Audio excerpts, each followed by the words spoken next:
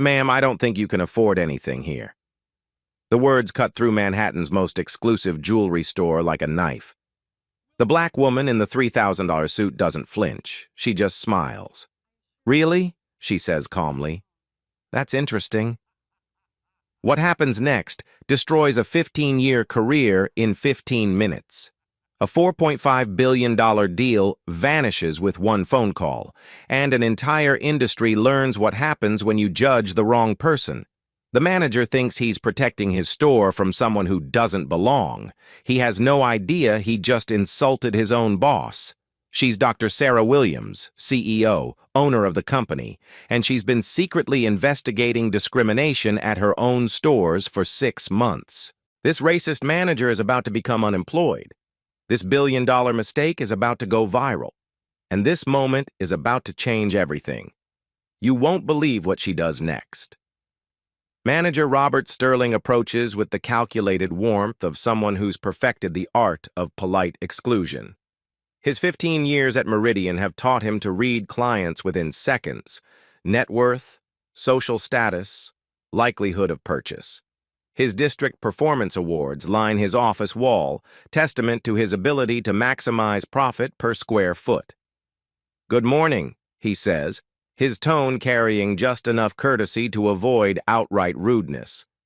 "How may I help you today?" Sarah's voice remains level, professional. "I'm interested in seeing your anniversary collection, something special for a milestone celebration." The words should open doors in a place like this. Instead, Robert's smile tightens almost imperceptibly. Behind him, sales associate Jennifer Martinez pauses her conversation with Mrs. Patterson, a regular client examining a $200,000 tennis bracelet. "Of course," Robert replies, though he makes no move toward the high-end display cases. "What price range were you considering?" Witness POV, Jennifer Martinez. Jennifer has worked retail long enough to recognize the dance happening before her.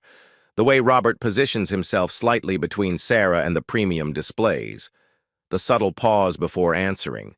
The emphasis on price before product. She's seen it before. Felt the discomfort of witnessing something that feels fundamentally wrong but remains unspoken. Mrs. Patterson, draped in Hermes and carrying a Birkin bag, watches with the detached interest of someone accustomed to being the center of attention in luxury spaces. Her eyebrows raise slightly as she observes the interaction. "I'd prefer to see the pieces first," Sarah says, her executive pin catching the light as she gestures toward the anniversary display. "Quality and craftsmanship matter more than price point." Robert's jaw tightens. In the background, the soft chime of the door announces another customer, Marcus Thompson, a young black man in an impeccable Tom Ford suit, carrying a leather portfolio that screams wealth and sophistication. "I understand," Robert continues, his voice dropping to what he considers a confidential tone. "However, our anniversary pieces start at $50,000. Perhaps you'd be more comfortable looking at our contemporary collection?" The words hang in the air like a challenge. Witness POV, Mrs. Patterson. Mrs. Patterson's discomfort becomes visible. She's never had to prove her worth in spaces like this, never had someone suggest she start with the contemporary collection. The realization that she's witnessing discrimination in real time creates an uncomfortable flutter in her chest. Marcus approaches the counter, his presence adding another layer of tension to the already charged atmosphere. The security guard's attention splits between the two black customers now in the store. "The contemporary collection?" Sarah repeats slowly, each word measured. "And what makes you think that would be more suitable for me?"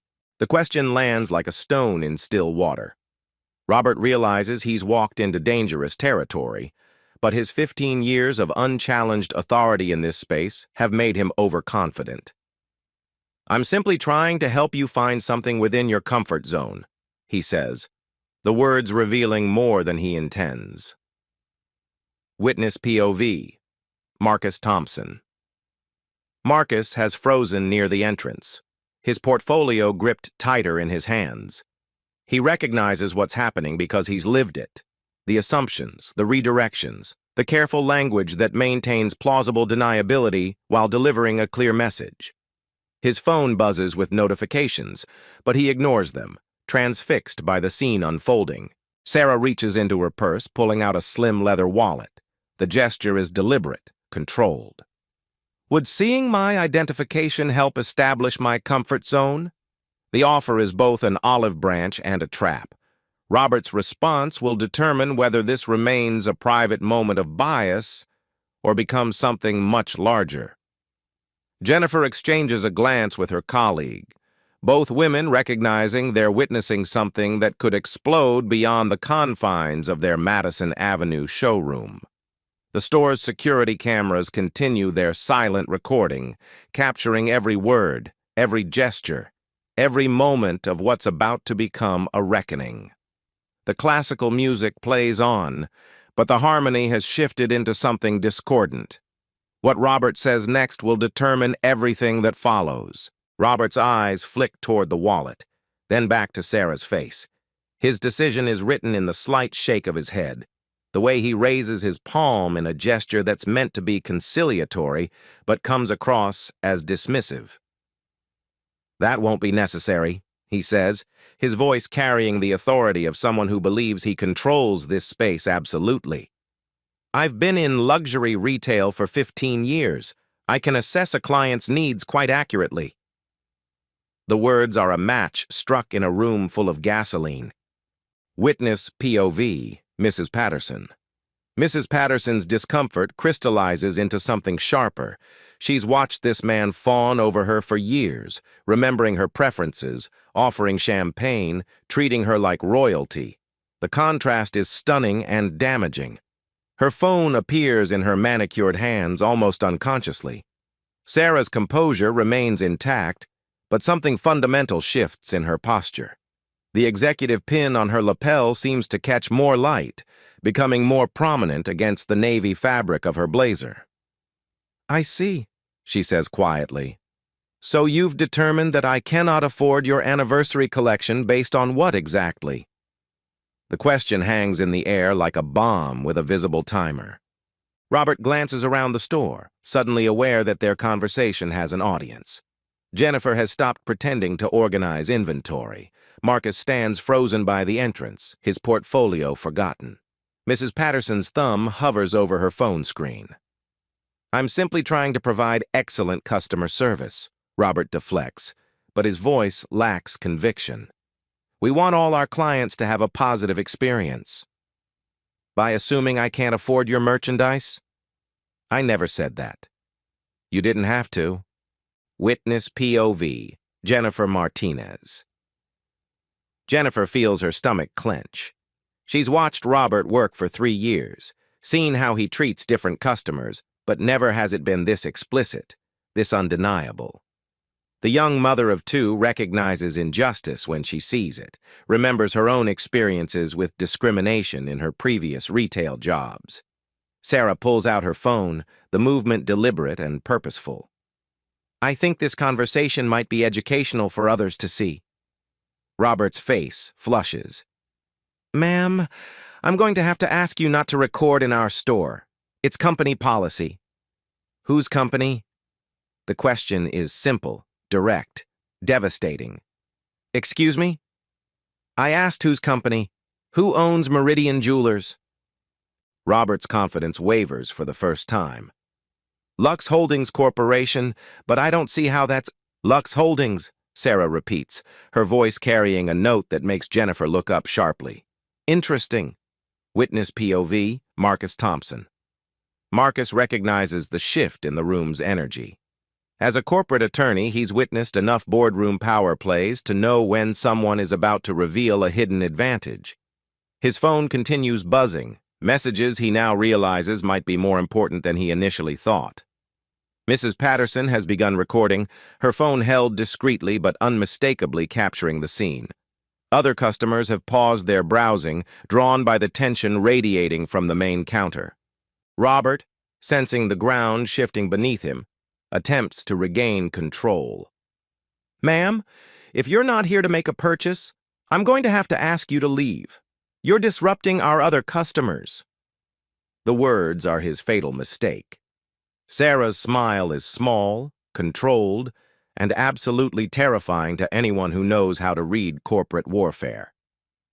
Disrupting your customers, she repeats, her voice carrying clearly across the showroom. The same customers who are now recording this interaction? The same customers who are witnessing exactly how Meridian Jewelers treats people who don't fit your preferred demographic? Jennifer's hands tremble slightly as she realizes what she's witnessing. Not just discrimination, but the moment when discrimination meets consequences. Robert reaches for his radio, calling for security backup. I need assistance at the main counter. We have a situation. The word situation echoes through the store, reaching every corner, every witness, every recording device, now capturing what will soon become much more than a private moment of bias. Sarah doesn't move, doesn't raise her voice, doesn't show anger. Instead, she simply says, Yes, Robert, you certainly do have a situation. Her phone buzzes with an incoming call. The name on the screen would make Robert's blood run cold if he could see it. Board meeting, conference line. The storm is about to break, and no one is prepared for what comes next. Sarah steps toward the store's entrance, her phone pressed to her ear. Her voice drops to a professional tone that carries just far enough for the witnesses to catch fragments. Move the announcement up. Today, yes, I'm certain. Witness POV. Marcus Thompson. Marcus finally checks his phone, his eyes widening at the string of notifications. Text messages from colleagues, missed calls from his law firm's senior partners, and news alerts that make his heart race. The phone in his hand suddenly feels like it weighs 1,000 pounds as the implications crash over him. Robert watches Sarah's retreat, his confidence slowly returning as she moves away from his domain. He turns back to Mrs. Patterson with a practiced smile, as if the last 10 minutes never happened. Now then, Mrs. Patterson, you were interested in the tennis bracelet? But Mrs. Patterson's attention remains fixed on Sarah, who has positioned herself near the window, speaking in rapid, precise sentences that suggest someone accustomed to making decisions that move mountains. Actually, Robert, Mrs. Patterson says carefully, I think I'll wait to see how this situation develops. Jennifer approaches the counter, her usual deference replaced by something sharper. Robert, maybe we should... Should what? His authority reasserts itself in the face of questioning from a subordinate.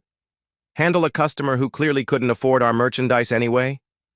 The words are said quietly, meant only for Jennifer, but the store's acoustics carry them further than intended. Sarah ends her call and returns, her executive pin now catching the light in a way that seems almost deliberate.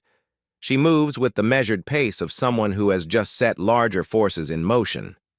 I've been thinking about our conversation, she says, her voice carrying a new undertone that makes Robert's shoulders tense unconsciously. There's nothing more to discuss. I've explained our policies. Your policies. Sarah nods thoughtfully. Tell me, Robert, in your 15 years here, how many black customers have purchased items from your anniversary collection? The question is a precision strike. Robert's face cycles through several expressions before settling on defensive anger. I don't see how that's relevant. We serve all customers equally. Do you? Sarah glances around the showroom, her gaze taking in every witness, every camera, every person who will remember this moment. Because I've been documenting some interesting patterns. She produces a small tablet, swiping to reveal what appears to be detailed notes, timestamps, observations. Witness POV, Jennifer Martinez. Jennifer recognizes some of the incidents Sarah is referencing. Moments she's witnessed but never named. Interactions she's felt uncomfortable about but never challenged. Seeing them documented, organized, presented as evidence creates a sick feeling in her stomach and a growing sense that everything is about to change. You've been documenting? Robert's voice climbs higher than he intends. Research, Sarah corrects smoothly. I believe in thorough preparation before making significant business decisions. Marcus moves closer, drawn by the mention of documentation. As an attorney, he recognizes the methodical approach of someone building a case. What business decisions? Robert asks, though something in his expression suggests he's beginning to fear the answer. Sarah's smile is patient, almost gentle. The kind that affect entire corporations, Robert. The kind that reshape industries. She glances at her watch, a move that seems casual, but feels calculated. I have a meeting in 20 minutes, a very important meeting about the future of luxury retail and the companies that will thrive in an inclusive marketplace versus those that won't. The words land like individual stones, each one building toward something larger and more ominous. What she's about to reveal will destroy everything Robert thinks he knows about power. Sarah's tablet reveals a comprehensive documentation system that makes Robert's face drain of color. Screenshots, timestamps, recorded interactions, evidence of a pattern that extends far beyond this single morning. Over the past 6 months, Sarah says, her voice carrying the authority of someone presenting to a boardroom, I've visited 12 Lux Holdings properties. The consistency of treatment has been illuminating. Witness POV, Mrs. Patterson. Mrs. Patterson finds herself leaning closer, her own discomfort now transformed into fascination. She's witnessing something unprecedented, systematic documentation of discrimination in spaces she's considered herself privileged to access. Her phone continues recording, though she's no longer sure who will need this evidence more. Robert's radio crackles, security's voice. On our way to main counter. Cancel that, Robert says quickly, suddenly aware that additional witnesses might not work in his favor. But it's too late. 2 security guards enter the showroom, their presence immediately shifting the dynamics. Other customers pause their browsing, sensing something significant unfolding.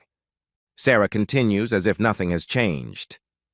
Location 1, Meridian, Beverly Hills. Time, 2:47 p.m. Quote, perhaps you'd prefer something from our fashion jewelry section. She swipes to another screen.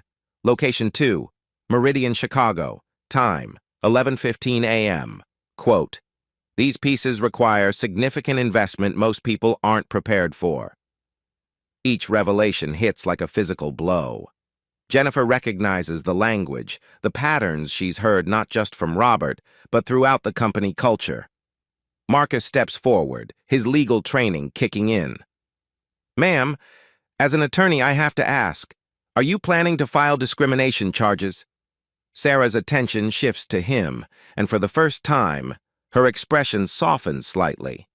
That depends on what happens in the next few minutes. Witness POV, Jennifer Martinez. Jennifer realizes she's holding her breath.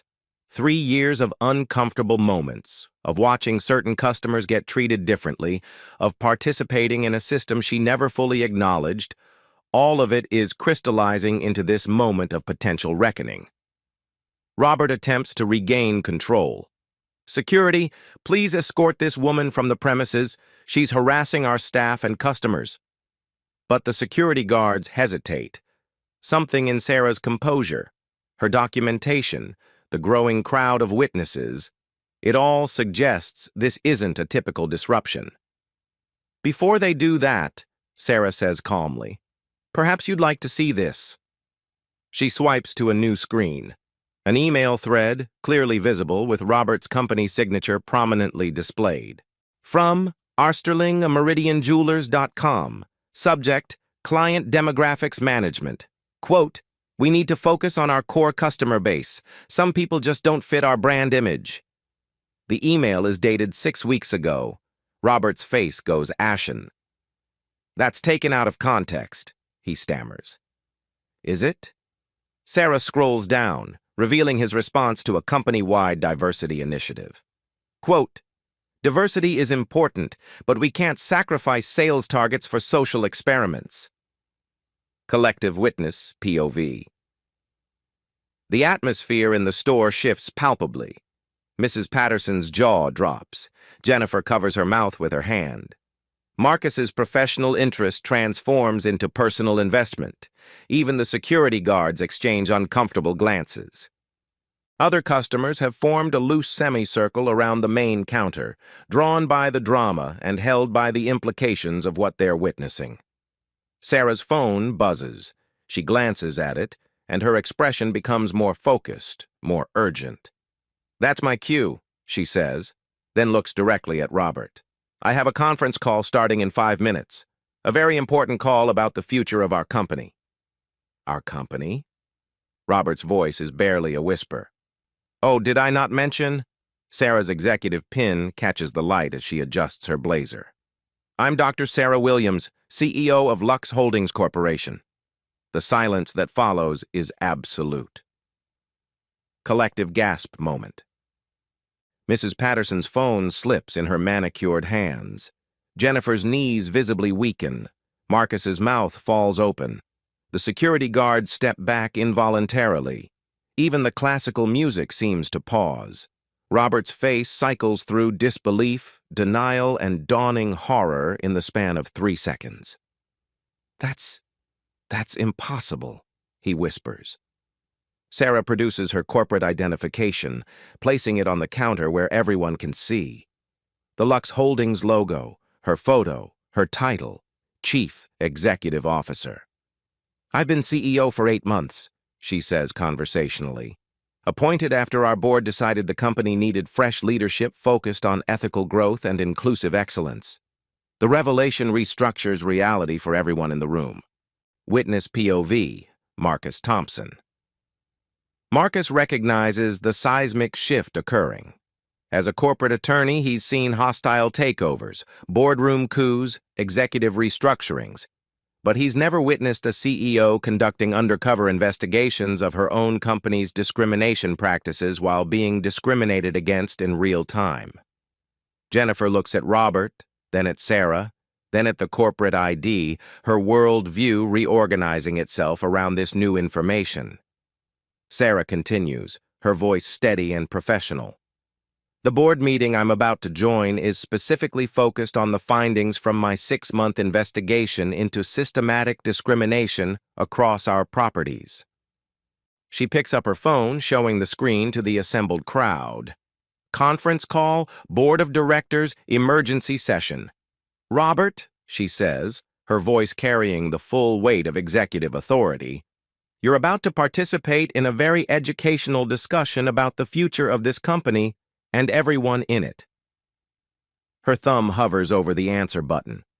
"But first, I think our witnesses should understand exactly what they've just observed and why it matters not just to Lux Holdings, but to the entire luxury retail industry. The power has shifted completely, and the reckoning is about to begin." Sarah answers the conference call, placing the phone on speaker. The voices of Lux Holdings board members fill the showroom. Chairmen, investors, executives whose names Robert recognizes from corporate communications.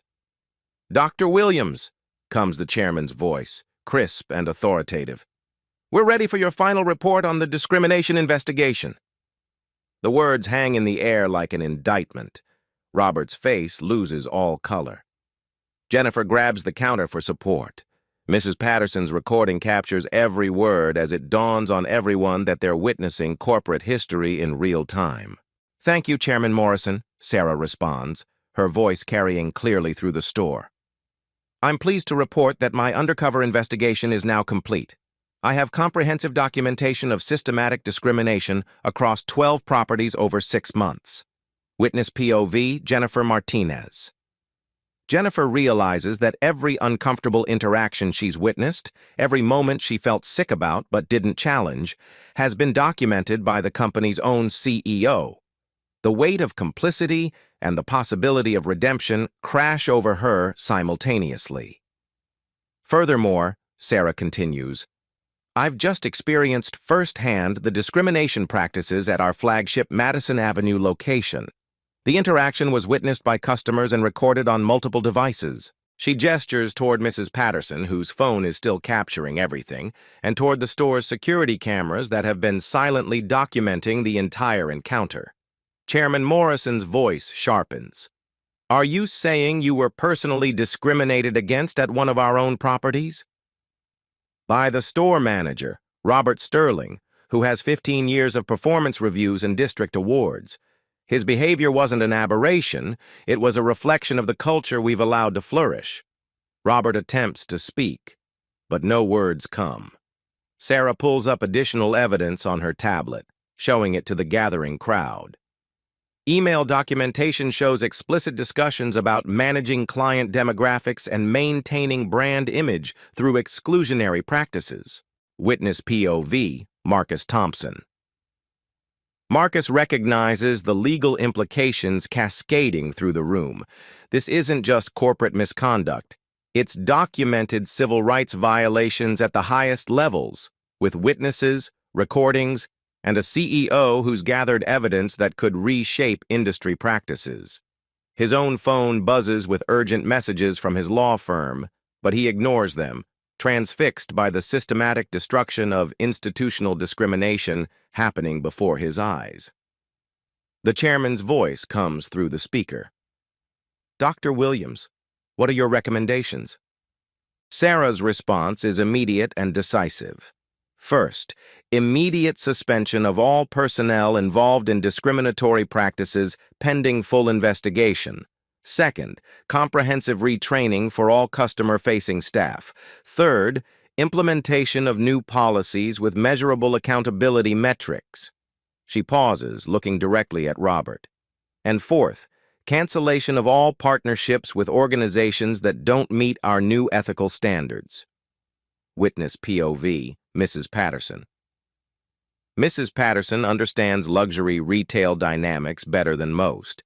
She's watched brands rise and fall based on public perception, seen companies destroyed by viral videos, witnessed the power of social media to reshape entire industries. What she's recording could end careers and transform corporate culture.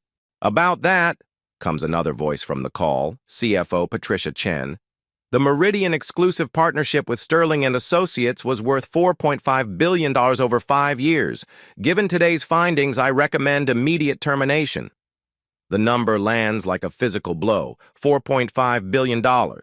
The economic weight of discrimination made concrete. Robert finally finds his voice, though it's barely a whisper. One incident can't justify. One incident? Sarah's eyebrows rise. Robert, would you like me to share the complete documentation? 6 months of systematic patterns across 12 locations? She swipes through screens of evidence, timestamps, locations, recorded conversations, email threads, policy documents that reveal discrimination wasn't accidental, it was institutional. Or perhaps you'd prefer I read your email from last month about maintaining the right clientele mix. The evidence is overwhelming, undeniable, and devastating. Jennifer steps forward, her voice shaking but determined. Dr. Williams, I witnessed these things happening. I never said anything, but I saw it. I can testify to the patterns. Her words break the dam. Other staff members nod, their complicit silence transforming into potential testimony. Chairman Morrison's voice cuts through the tension. Dr. Williams, you have our full authorization to implement immediate changes. The board stands behind your leadership and your vision for an inclusive Lux Holdings. Sarah nods, though her expression remains serious.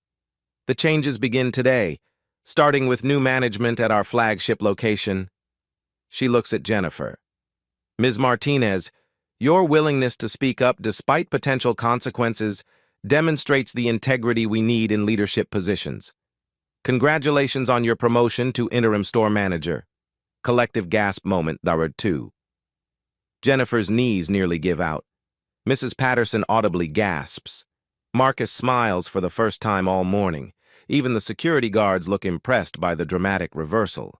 Robert stares in disbelief as his authority evaporates and transfers to the woman he's dismissed and undermined for 3 years.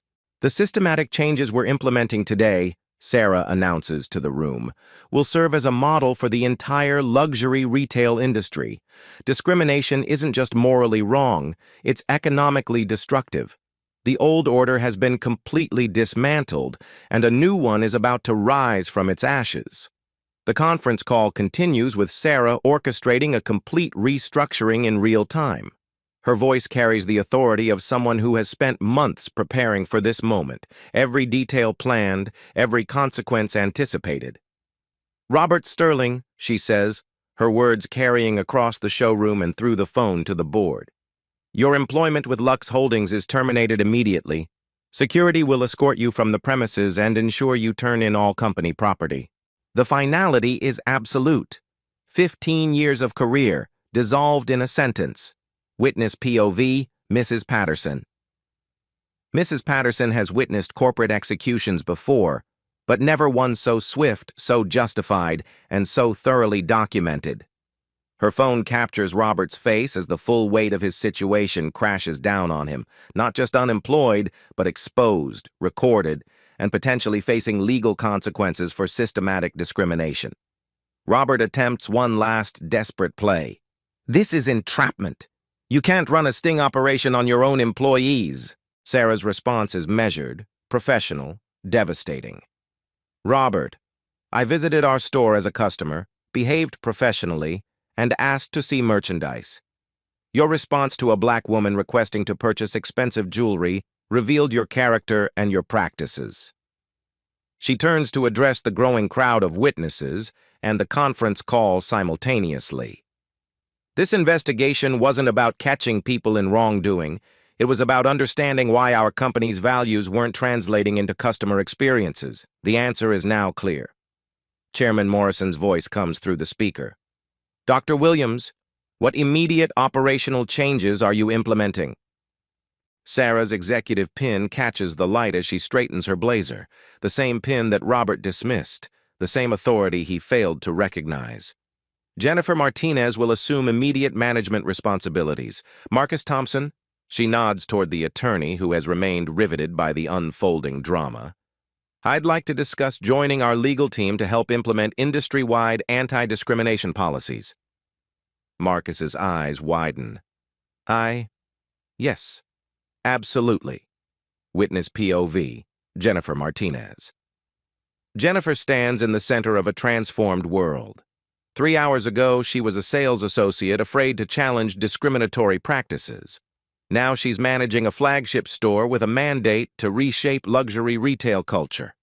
The responsibility is terrifying and exhilarating. Sarah continues her systematic transformation. "All staff will undergo comprehensive sensitivity training beginning tomorrow. We're implementing new hiring practices, customer service protocols, and accountability measures." She addresses the store directly. "Every person who enters Meridian Jewelers deserves respect, attention, and access to our finest products based on their interest and courtesy. Period." The security guards who came to escort Sarah out now stand at attention. Understanding they're witnessing the implementation of new corporate policies they'll be expected to enforce. Robert makes one final attempt at salvaging something from the wreckage. "You've destroyed my career over political correctness." The words hang in the air, revealing everything about his fundamental misunderstanding of what has just occurred. Sarah's response is quiet, final, and witnessed by everyone. "I've ended your career because you used your position to deny service to customers based on their race. That's not political correctness.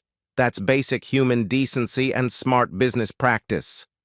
Witness POV, store crowd. The assembled customers, staff, and witnesses have formed an impromptu courtroom. They've watched institutional power confront institutional prejudice and seen discrimination face consequences in real time. Several are recording, understanding that they're documenting a moment that will ripple far beyond this Madison Avenue showroom. Sarah addresses them directly. "What you've witnessed today represents a commitment to change that extends beyond Lux Holdings. We're sharing our new policies and training programs with the entire luxury retail industry." She looks at Mrs. Patterson. "Mrs. Patterson, Your documentation of today's events will be crucial evidence in our industry-wide initiative. Would you be willing to participate in our advisory committee for inclusive luxury experiences? Mrs. Patterson, still holding her recording phone, nods emphatically. Absolutely. This needed to happen. The conference call continues, with board members approving budget allocations for new training programs, diversity initiatives, and the implementation of measurable inclusion metrics across all properties. CFO Patricia Chen's voice comes through clearly. The financial projections for our new inclusive approach show significant revenue increases. Discrimination wasn't just wrong, it was economically stupid. Sarah nods. When we welcome everyone who appreciates luxury and craftsmanship, we expand our market exponentially. Exclusion was limiting our success. She ends the conference call and addresses the store one final time. The changes beginning today will create the luxury retail experience our customers deserve and our employees can be proud to provide. Robert is escorted toward the exit. His 15-year career ended, his discriminatory practices exposed and documented. As he passes Sarah, he stops. You could have just fired me quietly. Did you have to humiliate me publicly? Sarah's response carries the weight of every person who has faced discrimination in spaces where they should have been welcomed. Robert, I experienced public humiliation at the hands of someone who judged me by my appearance rather than my character. The difference is, I didn't deserve it. The transformation is complete, and a new standard has been set not just for Lux Holdings, but for an entire industry. With Robert's departure, the energy in Meridian Jewelers shifts from confrontational to constructive. Sarah moves through the store with the purposeful grace of someone implementing a vision months in the making. Jennifer, she says, approaching the newly appointed interim manager, your first priority is ensuring every person who enters this store feels welcomed and valued. That starts with retraining our entire approach to customer assessment. Jennifer nods, still processing her dramatic change in circumstances. Dr. Williams, I have to ask, how do we unlearn patterns that have been in place for years? Sarah's smile is warm, encouraging. The same way we learned them, through consistent practice and accountability. Witness POV, Mrs. Patterson. Mrs. Patterson watches the transformation with fascination. She's witnessing the practical implementation of corporate justice, not just punishment for wrongdoing, but systematic rebuilding of culture and practice. Her recording continues, documenting what she now understands is historic change. Sarah addresses the remaining staff. Everyone will participate in comprehensive sensitivity training, but more importantly, we're changing our success metrics. Your performance will be evaluated on how well you serve all customers, not how accurately you prejudge their purchasing power.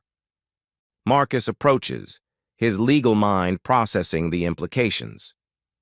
Dr. Williams, what you've accomplished here, documenting systematic discrimination, implementing immediate corrective action, involving witnesses and evidence, this could serve as a template for addressing institutional bias across multiple industries. That's exactly the intention, Sarah confirms. Luxury retail was just the beginning. She pulls out her tablet, showing screens of data that reveal the scope of her investigation. We've documented patterns at competing luxury brands, department stores, even real estate firms. The behavior we witness today isn't isolated, it's systemic. Witness POV, Jennifer Martinez. Jennifer realizes she's not just taking over a jewelry store, she's becoming part of a larger movement to transform how luxury businesses operate. The responsibility is enormous, but the support structure Sarah is implementing makes it feel achievable rather than overwhelming. Sarah continues her systematic restructuring. We're implementing new hiring practices that prioritize emotional intelligence and cultural awareness over traditional luxury retail experience. We want people who understand that respect and excellent service aren't dependent on a customer's appearance. She addresses Mrs. Patterson directly. Your documentation today will be crucial for our industry-wide initiative. We're creating a coalition of luxury consumers who demand better practices from the brands they support. Mrs. Patterson straightens, understanding her role in something larger than personal shopping. I have considerable influence in luxury consumer circles. This needs to be shared widely. The store's atmosphere has completely transformed. Where tension and discomfort dominated an hour ago, purposeful energy and genuine warmth now prevail. Sarah's phone buzzes with a text message. She glances at it, smiling. Our legal team has prepared press releases for industry publications. By tomorrow morning, every luxury retailer in North America will know that discrimination isn't just morally wrong, it's economically destructive and legally dangerous. Witness POV, store staff. The remaining sales associates watch Jennifer assume her new leadership role with a mixture of relief and anticipation. They've witnessed the consequences of discriminatory practices and the rewards of standing up for inclusive values. The fear that characterized their work environment is being replaced by purpose and pride. Sarah addresses them collectively. Your job is to be ambassadors of luxury and craftsmanship to everyone who appreciates quality. When you succeed in that mission, the company succeeds, the customers succeed, and you personally succeed through commissions and career advancement. She moves to the anniversary collection, the display that started the morning's confrontation, and speaks to Jennifer. These pieces should be presented to anyone who expresses genuine interest. Let their questions, their engagement, and their courtesy guide your service level, not their appearance. Jennifer nods, her confidence growing. Dr. Williams, how do we measure success in this new approach? Customer satisfaction surveys, repeat business, referral rates, and yes, sales numbers that reflect the full market rather than artificially constrained demographics. Sarah's executive pin catches the light one final time as she addresses the assembled group, staff, customers, witnesses who have become part of Lux Holdings' transformation story. What happened here today represents more than policy change. It represents a commitment to values that make luxury retail worthy of the customers who choose to invest in our products and services. Marcus steps forward. Dr. Williams, my law firm specializes in corporate restructuring and civil rights compliance. We'd be honored to help implement these changes industry-wide. Perfect, Sarah responds. We're not just changing Lux Holdings, we're creating a new standard that will force our competitors to evolve or become obsolete. She looks around the store one final time, noting the transformed energy, the purposeful activity, the genuine smiles replacing forced professional courtesy. Jennifer, you have full authority to implement these changes and my complete support.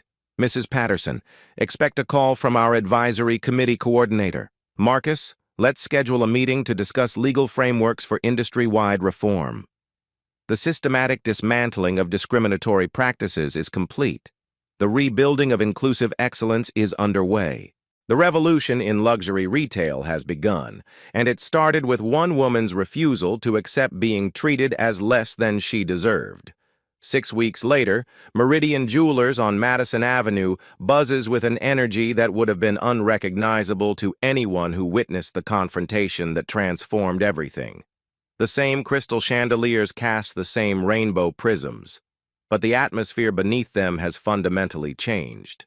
Jennifer Martinez stands behind the main counter, her posture radiating confidence earned through success rather than authority demanded through position. She's reviewing sales figures that tell a remarkable story. Customer satisfaction scores up 40%, referral business doubled, and revenue increased by 35% since implementing inclusive service practices. Witness POV, Mrs. Patterson. Mrs. Patterson enters the store for her monthly visit, but this time she's accompanied by 3 friends, women she's convinced to experience the new Meridian after sharing the viral video that documented the day of reckoning. The footage has been viewed over 2 million times across social media platforms, becoming a case study in corporate accountability. Jennifer, Mrs. Patterson calls warmly, a greeting that would have been impossible under the previous management structure. "I'd like you to meet some friends who are interested in anniversary gifts."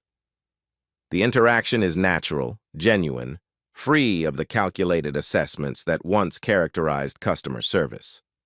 Jennifer approaches with authentic enthusiasm, her success built on competence rather than prejudice. Dr. Sarah Williams enters through the same brass doors that framed her first visit. But now she's greeted with genuine warmth from staff who understand her, not as an undercover investigator, but as a leader who fought for their right to take pride in their work. "Dr. Williams," Jennifer says, her voice carrying gratitude that extends beyond professional courtesy. "Perfect timing. I wanted to show you our latest customer feedback." The tablet Jennifer presents reveals testimonials that speak to transformation. "Finally felt welcome in a luxury store. Staff treated me with respect and expertise. Meridian understands that luxury should be accessible to everyone who appreciates quality." Witness POV, Marcus Thompson. Marcus enters wearing a Lux Holdings legal team badge, his transition from witness to participant complete. He carries a portfolio of industry-wide policy changes that Sarah's documentation has sparked. 17 major luxury retailers have adopted similar inclusive practices rather than face the legal and public relations consequences of maintaining discriminatory approaches. The ripple effect continues, Marcus reports. Cartier announced new training programs yesterday. Tiffany revised their customer service protocols. Even luxury car dealerships are implementing sensitivity training. Sarah nods, satisfaction evident in her expression. Sustainable change requires industry-wide transformation, not just individual company policy. The store's new culture is evident in small moments. Staff members helping customers of all backgrounds with equal attention, genuine conversations about craftsmanship and design, replacing coded language about appropriate price points, and an atmosphere where luxury means exceptional service for everyone. Witness POV, new customer. A young black woman enters the store, her posture slightly defensive, conditioned by experiences similar to what Sarah faced. But Jennifer's immediate warm greeting begins dissolving those barriers within seconds. The interaction is natural, professional, focused on the customer's interests rather than assumptions about her purchasing power. Within minutes, the customer is examining pieces from the anniversary collection, her questions met with expertise and enthusiasm. The transaction that follows represents not just a sale, but proof that inclusive practices create sustainable business success.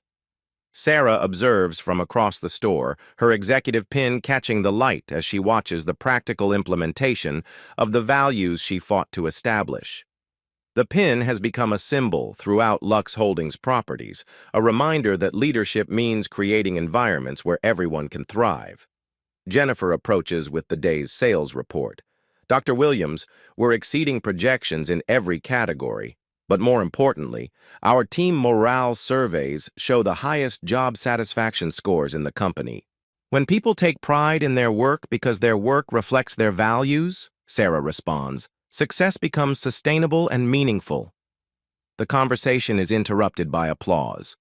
Mrs. Patterson's friends have just completed purchases, their experience clearly exceeding expectations. The sound represents more than customer satisfaction. It's recognition of transformation achieved through courage and commitment. As Sarah prepares to leave, she pauses at the anniversary collection where everything began. The pieces remain as beautiful and valuable as they were months ago, but now they're accessible to anyone who appreciates their craftsmanship and can afford their price, regardless of race, age, or appearance. The warmth in the store isn't manufactured or mandated, it's the natural result of alignment between values and practices. 1 year later, Dr. Sarah Williams stands before a packed auditorium at the National Retail Federation's annual conference. Her keynote address, Inclusive Excellence, the Business Case for Dignity, has drawn luxury retail executives, civil rights advocates, and business leaders from across the globe. The presentation screen behind her displays striking statistics. Companies implementing inclusive practices show average revenue increases of 32%, customer loyalty improvements of 45%, and employee satisfaction gains of 51%. The numbers tell a story of transformation powered by basic human decency. The incident at Meridian Jewelers wasn't unique, Sarah tells the audience, her executive pin clearly visible under the stage lights. What made it significant was that it was documented, witnessed, and used as a catalyst for systematic change rather than ignored as an isolated incident. Witness POV audience. The audience includes Jennifer Martinez, now regional manager for Lux Holdings East Coast operations, and Marcus Thompson, whose legal work has helped implement anti-discrimination policies across 4 major retail chains. Mrs. Patterson sits in the front row, her advocacy work having influenced luxury consumer behavior nationwide. Sarah's voice carries the authority of someone who has proven that moral leadership and business success aren't just compatible, they're interdependent. The question isn't whether discrimination exists in your industry, your company, or your community, she continues. The question is what you're going to do about it when you encounter it. She clicks to a final slide showing the contact information for the Inclusive Excellence Initiative, the industry-wide program that has grown from one morning's confrontation into a movement reshaping corporate culture. Change begins when someone, anyone, decides that dignity isn't negotiable and excellence isn't exclusive. The standing ovation that follows isn't just applause for a successful presentation, it's recognition of transformation that started with one person's refusal to accept discrimination and grew into systematic change affecting millions of interactions across multiple industries. Call to action. As the applause fades, Sarah delivers her final words. If you've witnessed discrimination, document it. If you've experienced it, report it. If you're in position to change it, act. The cost of inaction isn't just individual dignity. It's economic opportunity, social progress, and the fundamental promise that excellence should be accessible to everyone. The revolution continues, one interaction at a time.